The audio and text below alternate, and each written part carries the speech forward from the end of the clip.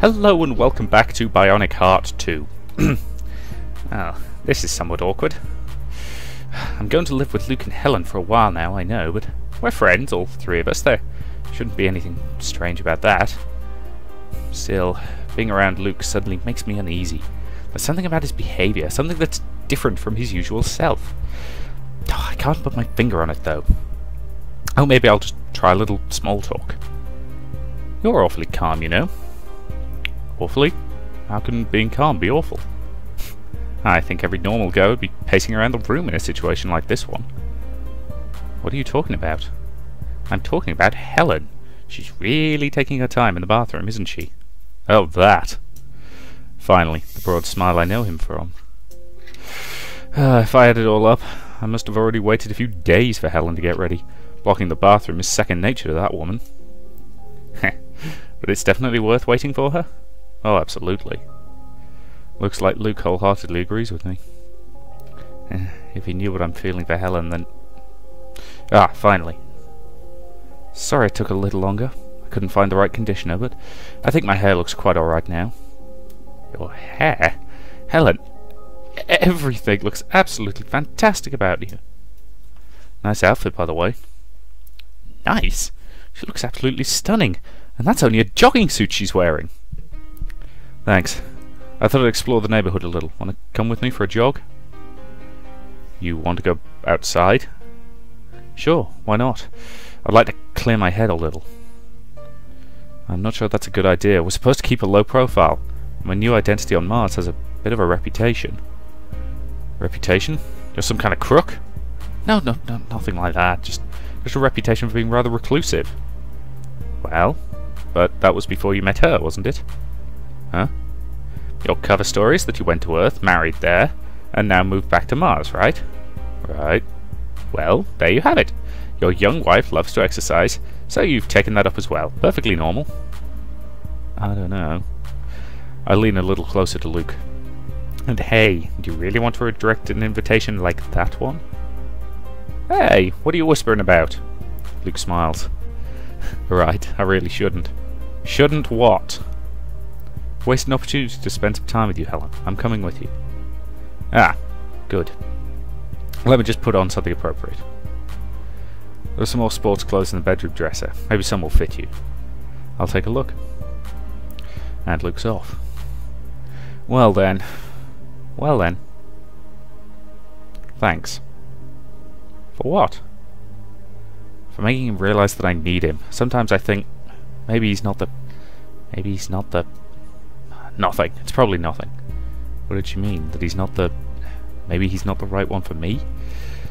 Is this my chance to... Or maybe it's something else? Just remain friends with her. I walk up to Helen. Helen, are you alright? Helen doesn't say a word, but she nods, though not very convincingly. You know you can talk to me about anything, don't you? No reaction. Not even a nod this time. Not good. She probably thinks I'm just being friendly. Maybe I should show that she can trust me. I gently take her hands into mine. Look, if I can do anything for you, I will. Just tell me what it is, and I'll do it. No questions asked. And if it's something Luke isn't supposed to know, you can be certain that I... Uh-oh, wrong words judging from her expression. Helen draws her hands away from me, walks a few steps backwards, still looking at me strangely, even accusingly. She still doesn't say a word, but she doesn't need to for me to get her meaning. I'm sorry, Helen. Too much, right? A tiny nod from her. However, she still has that look on her face. I apologise, I really do. I didn't want to imply anything. It's no problem. What's no problem? Yikes! Luke's already back. Looks like he quickly found a jogging suit. Nothing's a problem. That's what I was telling Tom right now. Ah, good. Should we go then? Yeah, let's go. Not even another look towards me. What about you, Tom? Aren't you planning on coming with us? Not really. There are more jogging suits back there. I'm not really the athletic type. Gravity on Mars is really low. You wouldn't get very exhausted. No, really, I'd only slow you two down. And I also don't want to be forced to see you two lovebirds right now. Suit yourself. Bye then. Bye Luke. Bye Helen. And that's that. They're gone. and I'm here on my own, while the woman I love is together with my best friend. Oh, this sucks. Well, it's probably best if I don't go out often anyway. That unfortunate situation with Otto van Outengala's girlfriend earlier better not be repeated.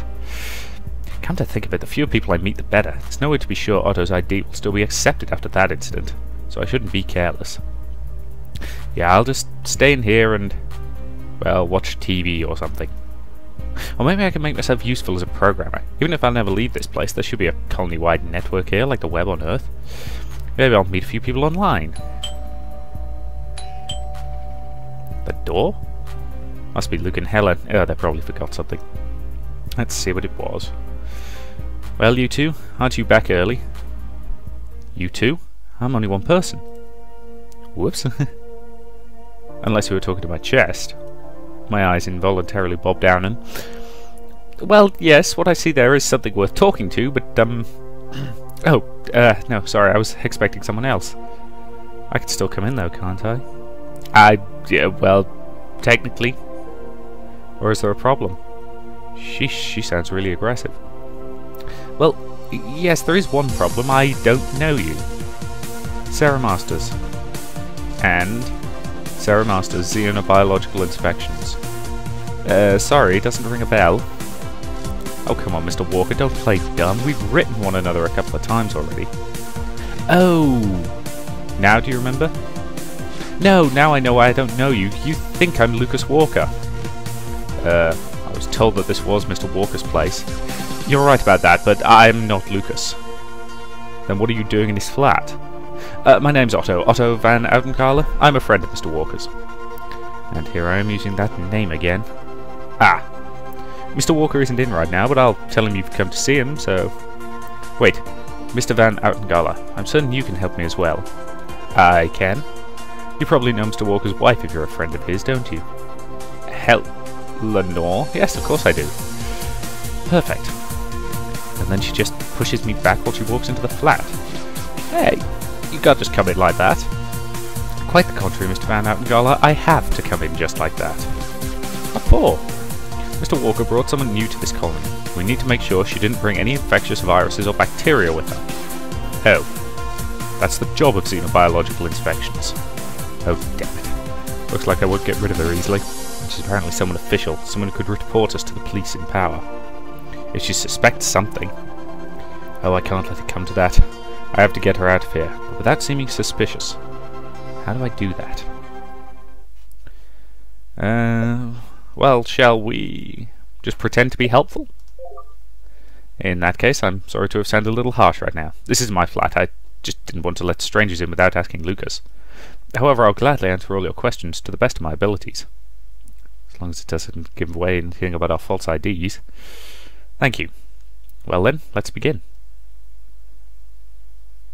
Okay. Before we begin, I don't recall seeing your name on the list of new residents, Mr. Van Outengala. I suppose you've been living here for some time now?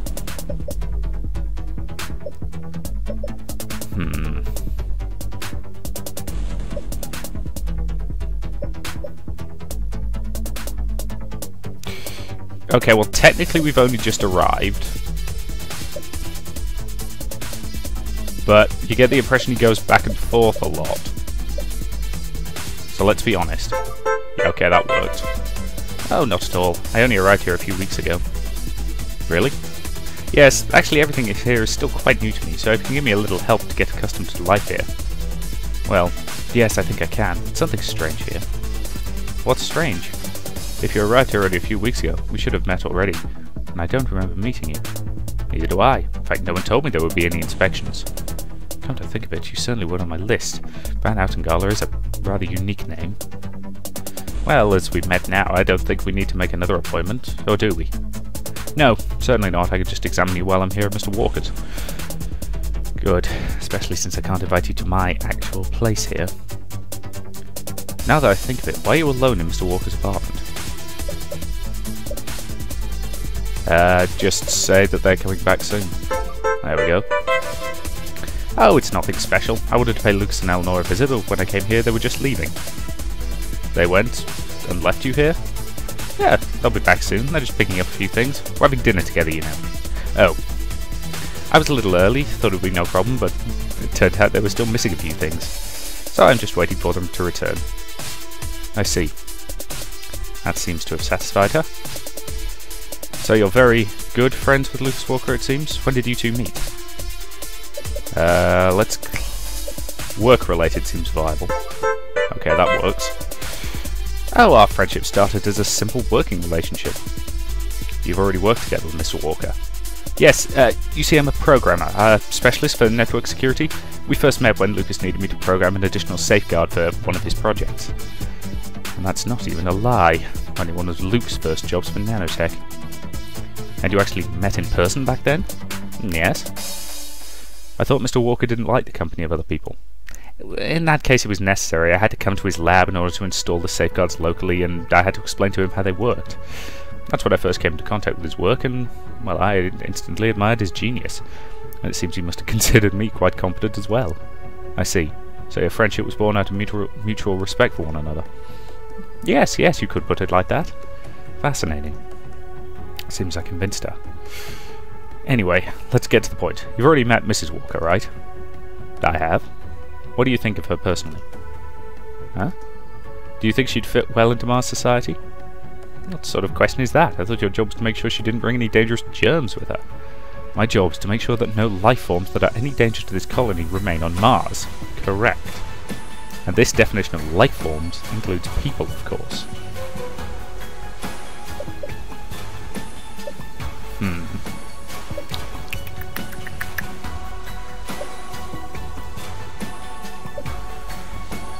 Well, let's say she really liked the flat. Hey! I doubt there'll be any problems with Eleanor. One look at the inside of this flat and she immediately fell in love with Mars. Ah, so the luxury of this place appeals to her. Very much so. She's quite a glamorous person, so all this glamour is just her cup of tea. By the way, she and you are very much alike in that respect. Glamorous from head to toe. Thank you, Mr. Van Aukenthal. I'm only telling the truth. It really sounds as though it could be a good fit then. She'll have an easy time finding friends if she likes being around beauty and glamour. And I suppose you must have a plethora of friends, Miss Masters, am I right? Mr. Van Aukenthal. How are you actually meant to pronounce that? Because I genuinely have no idea. All these compliments. I'm just being honest. One last thing. Are Mr. and Mrs. Masters getting along well? What's your impression of their relationship? I would say troubled but steady is the honest answer there. Hey! Victory! Then I'd say it's a pretty normal relationship. They're having their ups and downs like everybody, but it's nothing dramatic. What do you mean, ups and downs? Well, they get along very well, but there's the occasional little fight. Really absolutely harmless things. Things like... Why does she want to know all this? I can't tell her Luke and I practically abducted Helen to Mars. Like, for example, who didn't take the trash out? Who didn't put his cup in the dishwasher? And why did someone come home so late? That sounds more like a couple that's known each other for quite some time. It does? Newlyweds are usually eager to overlook those things. Sounds a little strange to me that Mr. and Mrs. Walker should be different. No idea why it's like that. Maybe you'd like to make your own impression. What do you mean? Luke's and Eleanor shouldn't be out for long. You can wait here until they return. I'm afraid I'm on a rather tight schedule, Mr. Van Aukenthal. What you're suggesting is, unfortunately, not possible. Also, I think I'm done here. You're done? But didn't you say something about checking for germs and viruses? I can't examine Mrs. Walker if she's not here, can I? Well, tell your friends that I'll call them later today to make an appointment. I need to check on Mrs. Walker as soon as possible. Okay. Goodbye, Mr. Van Aukenthal. Bye, Miss Masters. Well, that went quite nicely, didn't it? Those things are kind of tense, because I suspect failing one of them leads to an... Actually, it did say that failing it leads to an instant fail state, doesn't it? I tried to steady my gun and aim at Julia. It's harder than I thought. Tina's not really trying to put up a fight, but Julia pointing a gun at us seems to have made her more than a little nervous. Ha! Looks like the shield of yours is squirming around too much to be of use, eh? Still better than none. I aim at Julia's chest and pull the trigger. No good. As she sees my finger move, she zips out of the way faster than I can react. My bullet buries itself in the wall behind her. You won't hit me with such shaky aim, and if you get any closer, I'll get a clear shot at you. She's right. I need to surprise her to stand a chance. Maybe my remaining power is enough for one last thing. One action that'll surprise Julia, enough for me to off her. Only one way to find out. Here, catch! And with all the strength I can muster, I push Tina into Julia. Ah! I see her crash into Julia, and Julia stumbles open for a moment. And then, my system shut down. It's strange. Something I've never experienced before. It isn't like falling asleep at all. My vision just suddenly turns black, with what I last saw forming a weird afterimage, and then the rest of my senses go numb. I think I can still feel myself falling to the ground, but that's all. My brain still continues to function. What little power my body has left now is all rooted into my life support systems. In this state, I can survive for, well, maybe a day, but I can't move, I can't speak, I can't see, I can't sense anything. I'm reduced to merely existing. I think I can pick up some weird sounds, but maybe that's just what my cybernetic ears feel like when I'm out of power. The rest, as they say, is silence. It's difficult to tell how time passes when I'm in that state, because I have nothing I could use as a reference. All I can do is think, and that will probably not do me much good. The only thing I can wait for is my batteries to run out completely, and I'll find out when that is, the moment I die. Great. Just great. Exactly the kind of situation I've always wanted to be in. What? What? Why can I suddenly see again? This is Luke's bedroom. I'm lying on his bed. But I still can't move. Well, I can move my eyes and turn my head, but the rest of my body... Shit! Well, at least I can speak. Tina? Oh, that was quick. Only 5 minutes and you're back already. What have you done to me? Why can't I move? You can't move? Finally, some good news. This isn't funny. What happened? I found that hatch in your neck underneath your hairline and I plugged in the extension cord I found in this room. Good thing you come with instructions. I come... With instructions? Yep. What sort of voltage to use to recharge you? It's all written on the inside of that little hatch on your neck. Very funny. Why can't I move? No idea. Must be some sort of safeguard. It's your body, not mine. And what the hell happened just now? Where's Julia? Funny that you should ask that. Robert? After what you last did to me, I think I prefer Officer Carson. Well... And if it weren't for Tina here, I'd have locked you in the back of the van when I came, and not Agent Storm. You put Agent Storm in the back of your van? After I used my taser on her, you robots have a somewhat ambivalent relationship with that electricity, don't you? So that's what happened.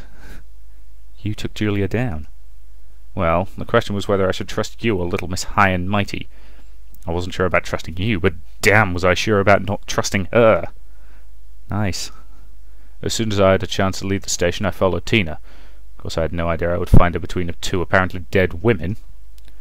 How did you figure out Julie and I are artificial? Well, these sparks shooting from Agent Storm's eyes when I used the taser on her was a pretty good indication she wasn't quite human. Oh. I couldn't believe it when Tina told me. You two... robots? You're so much more advanced than anything I've seen. You act so lifelike. But if you think about how fast you moved earlier, it's hardly something a normal woman could do. And seeing that you two knew each other made me draw my conclusions about you. Though I was the one who discovered the hatch in your neck during a body search. Rob's good at these things. He programmed my holo recorder too. So what is all this? A secret robot war the government's trying to hide? Not that conspiracy theory again, Rob. It's no longer a theory if Tanya here actually has solid proof of... It's nice to see you two in such a good mood. May I ask you to remove the cable from my neck now? I'd like to move again. Sure thing. Not so fast, Rob. Who says that she won't attack the two of us once she's able to fight back again? You think so? I thought she was the good girl here. I'm not entirely sure what she is. Hey, it's okay. You saved me from Julia. As far as I'm concerned, we're on the same side. And of course I mean what I'm saying. See? Everything's fine. Well then, if you think so. Robert walks up to me and reaches behind me. A moment later, I can feel my body again. I slowly sit up. Running out of power seems to have had no side effects. Everything feels like it felt before. Are you okay? Okay would be saying too much. My power is hardly restored. A few minutes on that line will only give me 2-3 hours. I need a full day to recharge completely. Then we need to take you somewhere else. This place is no longer safe. What about my apartment? Agent Storm should have no idea I was involved. She was unconscious when I locked her in the back of the van. No, they already know you were once involved with me. That's okay. I have another place to go. However, I'd appreciate if you could give me a ride. I'll do that. Where is it? East of town. The apartment of a Helen Hughes. A friend of yours?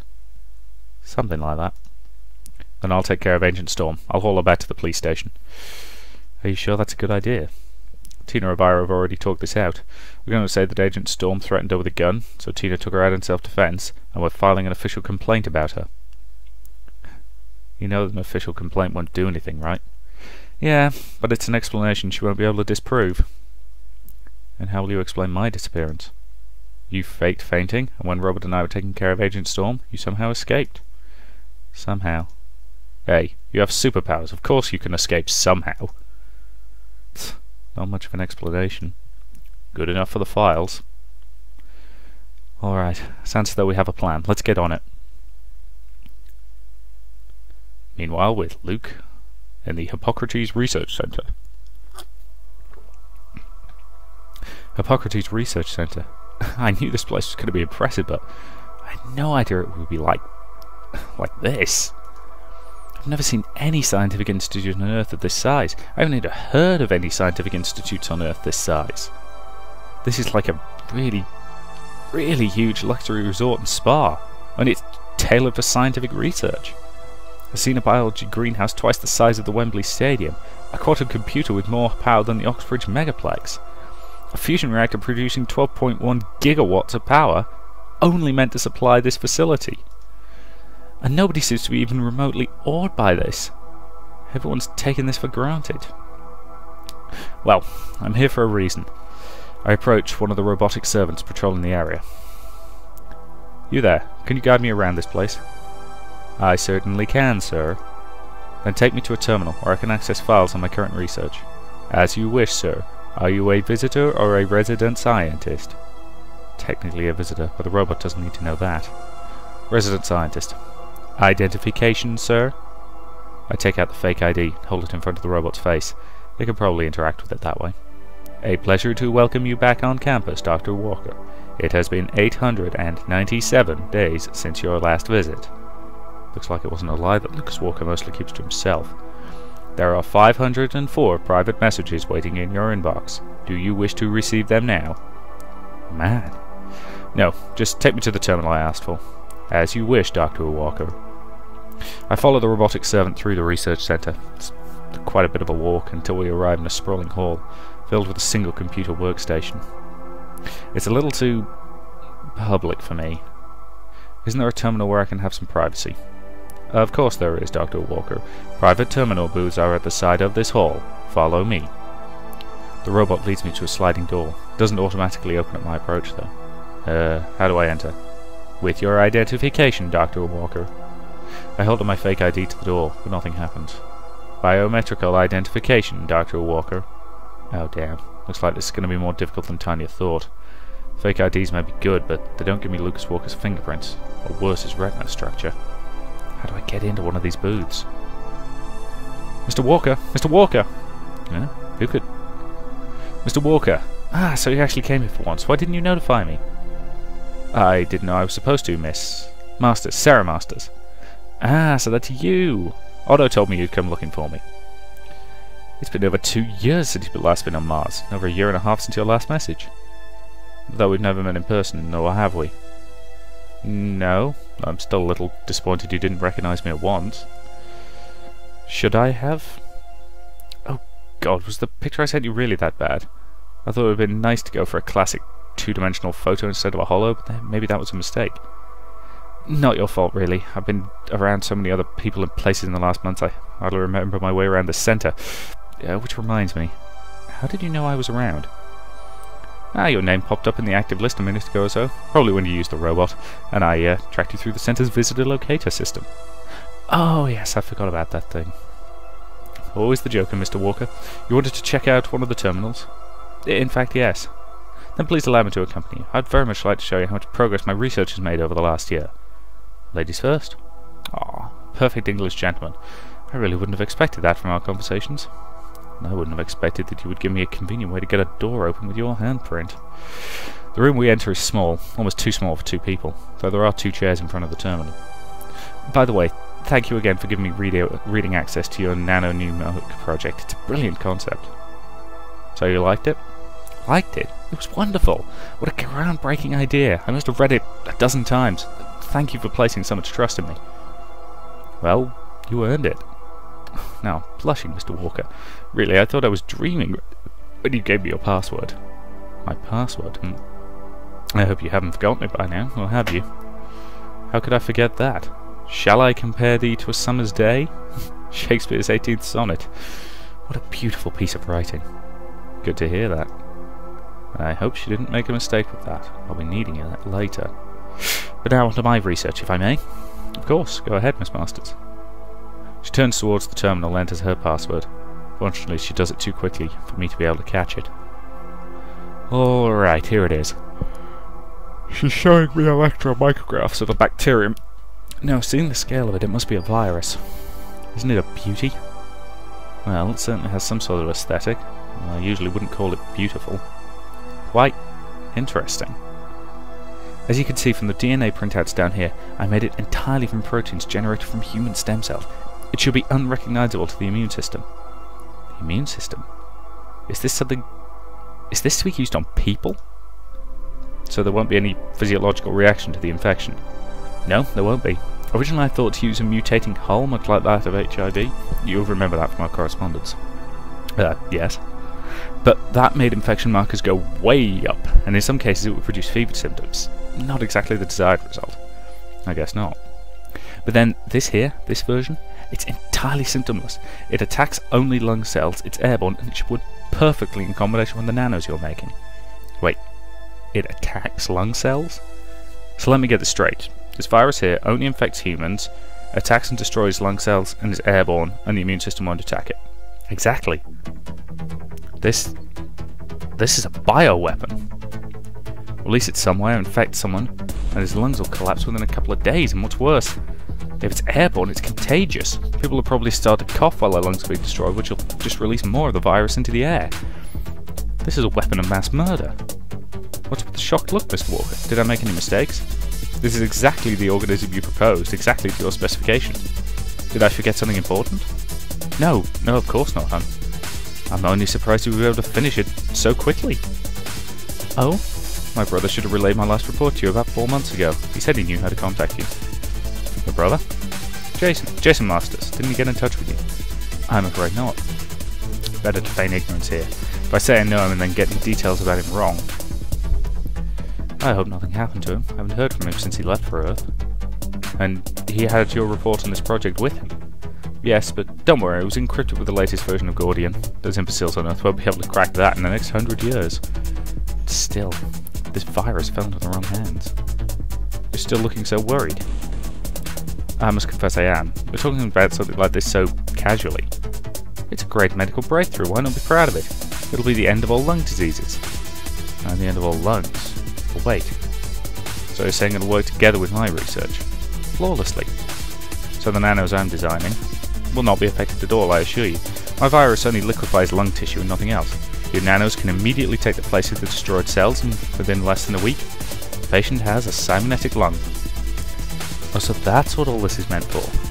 The virus destroys a weakened lung, and the latest project of Lucas Walker is the creation of nanomachines that replace it. Essentially an artificial lung that implants itself. Looks like you've thought of everything. Sure I have. And if those imbeciles on Earth ever find out about this colony, the virus is also a handy way of wiping them out.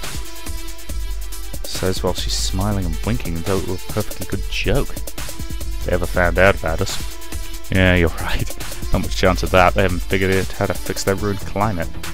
A simple air reformer from the days this colony was founded would be enough, but did anyone down there manage to invent one? They're at least 20 years behind us. People up here could fix Earth's climate? Some days I think we should send one down just for charity, but then I remember they're only Earthlings. There's enough of them. That's not quite the attitude I expected from her. And they're always so violent, always fighting their petty battles, nations against nations, corporations against corporations, same old story again and again. Really, it was time someone took matters into their own hands and gave us the chance to leave all that behind. Us. That's interesting. You speak of this colony as though it were inhabited by only one group of people. We're all ethnically diverse. What unites us is our common understanding of what makes a perfect society. One without greed, without envy, one in which no one's dependent on the charity of others. Or wouldn't you agree that that's the best thing about Mars, is that no one forces you to share your wealth with the unworthy people? I'm beginning to understand the way she's thinking. Right, looking at my timer, that's probably a reasonable enough moment to end this video and say thank you very much for watching, and I'll see you in the next part.